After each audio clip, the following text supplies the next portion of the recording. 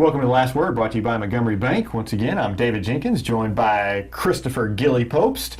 And Chris, he's married now. He's first show as a married, on my fingers. First show as a married man, and it's a great show. We're going to talk about some World Cup soccer, the biggest event ever, World Cup soccer. Aren't you ready? I'm wearing my World Cup soccer jersey. Look, jersey. Go USA. What is wrong with you? It's soccer. What It's the most watched event in the world. You know I love soccer. You know I love soccer. Who's going to win? Who's going to win? Lithuania. Brazil. Brazil's going to beat Spain. You heard it here first on The Last Word. Brazil will beat Spain in the. Sounds great. And the USA. Hang on, I wrote something down here. USA's are going to lose. They have a team. They do have a team, but only one I know on it, I don't know anybody on it because Landon Donovan didn't make the team. He's the only one I knew. So, but I know they're going to lose to Germany and lose to Portugal and tie Ghana.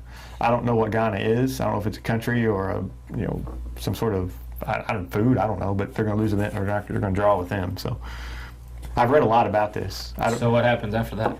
I don't know. I don't watch soccer. I bought this for $5 because it was red, white, and blue. And I was going to wear it for 4th of July. But it's the World Cup. It's the World Cup.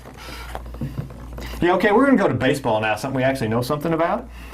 And we're going to talk about, we had some state champs, some teams in the Final Four, some pretty exciting, I guess you have to start with Cooter. I never thought Cooter would be in the state championship game, let alone win it this year. They lost a lot from last year, lost their coach. Who knew? But Cooter just, they proved that if you get hot at the right time, you can win it. It just goes to show, no matter what, you play the team ahead of you, you win, you advance. It's pretty simple. You just got to play who's ahead of you and do the best you can.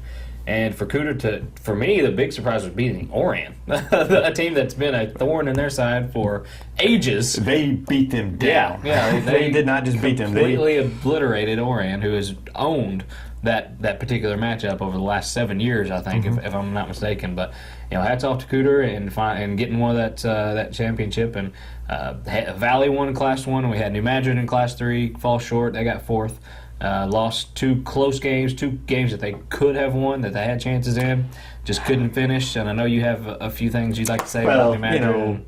I feel bad for Coach McCarthy. McCarty, he's a really nice guy, and I really feel bad for him considering 2 of his seniors decided we're going to go on a senior trip instead of playing the state championship.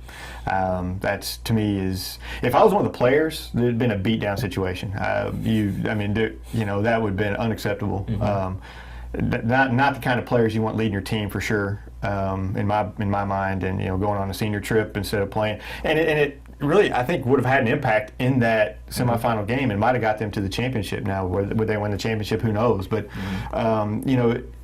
kids who'd rather party than play their sport that they've dedicated to for the last few months. And if I'm a teammate, I'm extremely upset. And like I said, it's a beat-down situation if I was part of that team. Well, like I said, it could have possibly affected that semifinal, or maybe even the third-place game, but there's a lot of circumstances, I would imagine, in choosing where to play. My first instinct was to be with my team and play. That would be I'm not in their situation. I don't know if there's a deposit situation on their senior trip. Lots of money being spent. Hey, we spent this money. You're going to go here. I get that. I totally understand that. But you have a very valid point. I think that for me, just the way that I am, team comes first, and I can't really blame anybody because I don't know the situation. So the way I would do is team first. I'm not sure of the situation either. I'm sure, like you said, it had something to do with the deposit, but I don't care. I come from a time where if your team's going to be playing for a state championship, I'm sorry, Mom, Dad, I'll pay you back. I'll pay you back the money. But I'm going. My parents, I don't think, would have let me. My parents wouldn't have let me go to a trip if I was going to play for a state championship. But it's just different priorities and different times, and you don't have that in basketball. You don't have that in football. Your football team's going to the final, the state championship game or state semifinal. You're going to have your players there. They're not going to be, oh wait, I've got a vacation planned. Basketball the same way. It's just different priorities for spring sports. And like I said, I feel bad for Coach Mack because they had a chance to make that state championship game, and he's not going to say anything negative toward, but because he's a class guy, but. I just think that was terrible. And but still, even with that, they still had a chance to win. And like I said, lost two close games, and really they showed their guts, especially in the second game. They never quit. I didn't cover a whole lot of baseball this year, but when I did, I covered some New Matter, and they were fun to watch. And they're a team that I thought they were down and out in the quarterfinals, down 4-0 early to St. Pius, but they came back and just battled and just hats off to them. And they're all young players. They'll be back. If there is a bright spot for that, the two vacancies that were left by those seniors were filled by younger players, and they're going to have that experience coming up. And that was kind of I know that they wanted more and they wanted to at least win a game, but I kind of felt leaving that and after that third place game, they were all happy to be there just for the experience and just because they have such a young team. And I know the seniors that were there. And that's kind of another thing. There were seniors there, and it was a senior trip, so some seniors went and some. I don't know, it's just nothing. Whatever. Anyway, but the youth that they have, they were very excited to get them up there and get that opportunity. That's the story that I came away with from that team and from those 2 days is they were just excited to have that opportunity to get there. Whatever happens. They weren't expected to be there in the first place, so they didn't really expect to possibly win a championship, I don't think, this year. Well, I mean, you just look at their district. Malden, they graduate their ace and a couple other players. I mean, and New Matter gets all these kids back. They're primed to make another run. Yeah, I know that St. Pius had some seniors on their team. They have some younger kids, but they have some seniors on their team that they're going to be losing. I mean, New Matter is primed to make a run the next couple of years at this, and that experience is going to play a great part in getting them. I mean, they know what it's going to take to win, and they have some good young kids coming up too. So I mean, it's going to be a the future is bright for New Matter for all their sports, really. Basketball. They just had a good showing in the Rib City. We talked about it off camera. How well their basketball team's playing, and sports at New Matter are back on the upswing. They kind of had some downs, but they're back on the upswing. Speaking of New Matter basketball, that we spoke before when we talked about the district realignments. This is their year. This is their. If they don't do it this year, they won't have a lot. They won't have a lot more chances coming up in the near future as far as that goes. They got senior and Willie Jimerson. They got Aston Newsom coming back. They got a lot of key players coming back this year for basketball. And here I am. It's June and I'm talking basketball. That's just how it is. I love. You'll talk basketball, but you won't talk soccer. That's why I like you. Yeah. That's why I like you. Yeah. But to stick with baseball though, we had. Anyway, I want basketball. Let's talk basketball. I would love to talk basketball. Trust me. But we have to mention that Cavante Mitchell of Kennett was drafted by the Cubs in the 13th round, I believe. Hang on, I wrote it down. I believe it was. Yeah. And Doug Still from Sykeston was drafted in the 33rd round, 1,003rd overall, which is. I mean, that's impressive. I mean, and I'd heard a lot of talk about Cavante Mitchell. I'll be honest. I saw him play once this year against Sykeston in the district tournament. He didn't impress me, but it's a very small sample, one game. I'm not saying he's not a good player. Just that game was not a great game for him.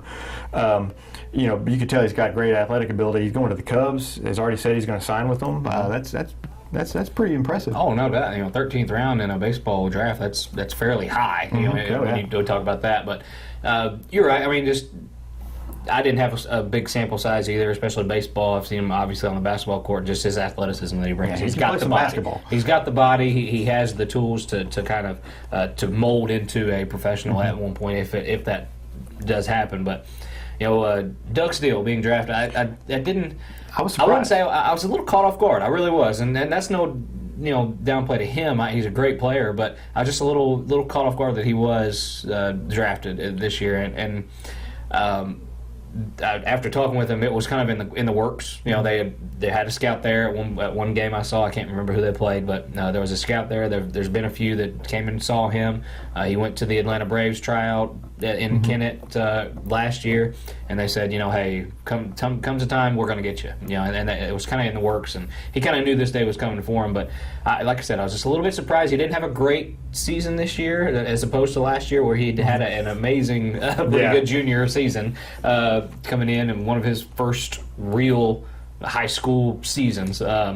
But he's got a lot of potential. He's a kind of a lanky left-hander. He can bring it up to 82, I think, around 82, 85 maybe. He's got some potential. He really does. And like I said, I'm happy for him. He's a good kid, and couldn't have a better kid. You talk about his numbers. His numbers this year, 2.4 ERA, 70 strikeouts. But he was playing the other teams. He was going against the other team's ace. They had him slated to pitch their biggest games. And he didn't pitch bad. He pitched. We kept him in the games. I know I saw him pitch against Kennett. Kind of had one bad inning there where his control left him. They'll fix that in the if he decides to sign with the Braves. Who knows? He's also going to say had signed to play for Jefferson Community College. I think what Jefferson College. He did not. He didn't know what he was going to do it when I talked to him. Of course, that was the day he got drafted, so he was pretty kind of emotional and didn't really know what to do. But kind of just the way he's going, I believe he may sign with the Braves. The way that he's kind of going about it, and the way that he's talked, and just Twitter and stuff like that, and just I think he's going to sign. I really do. I mean, I don't know anything at all, but that's I'll be honest. My gut. I would sign. Yeah. I mean, because who's to say you're going to get drafted again? And you get this opportunity. You can go to college anytime. You could. Some of them can even work it into their contract. I think where once I'm done, you pay for my college or something. You can always go to college. You don't always get drafted in the major league to play Major League Baseball. A lot of the times when players are drafted that kind of low in rounds, they do decide to keep going to college, so they can exactly. And I get that, but I'm kind of like you. I think maybe him signing would be the best for him. With a pitcher, your arm is such a such commodity, and it could go at any it could go on any pitch. You could go he could be pitching out here for the Squirrels and throw hurt his arm and be done. So that's why I would sign. And that's just me personally. But he pitched for the Squirrels he was supposed to pitch Monday for the Squirrels. He started and they got rained out, so he hadn't signed yet because if he'd signed, he wouldn't be pitching for the Squirrels. No, he would not have a baseball in his hand for any other team but the Braves. But but also the Braves. You mentioned them. They've kind of become a local. They have. They really draft a lot of local kids. I saw Shea Simmons debut for them a couple weeks ago, and he was amazing. I mean, he just mowed. They brought him in and he mowed down the hitter in a tough situation.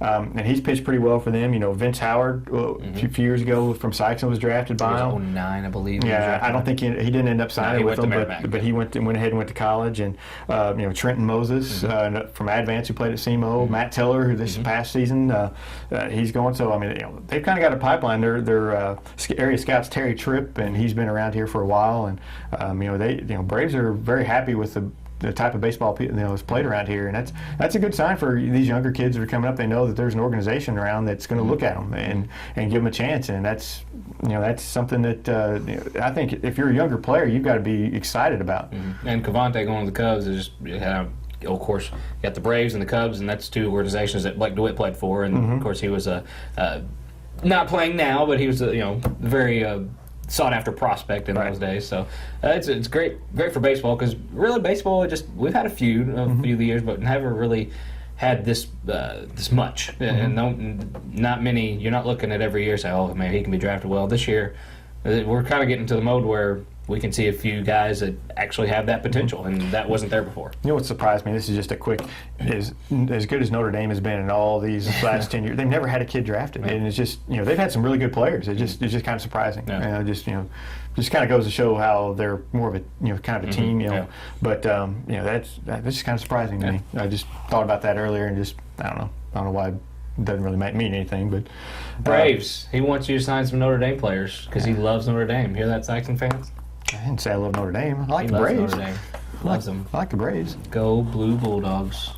Go Blue Bull. Love them. I'm not saying that. You love them. Yeah, you know I'm not saying that. Notre Dame. I don't care. They good school, good programs. So who you root for in the World Cup? I told you. Lithuania. Lithuania. Okay. All right. So you got Lithuania winning. I've got Brazil. I think that's what I said. And that's your World Cup. That's all you're going to hear about the World Cup on this show. Yeah. Next week, what are we going to talk about next week? We're going to give some awards, our end of year awards next week. Yeah, let's do that. Sure. We're going to talk about some end of year awards next week. So make sure to join us next week. We'll kind of wrap up the high school season and kind of look forward to the next season. And so we'll see you next week on The Last Word.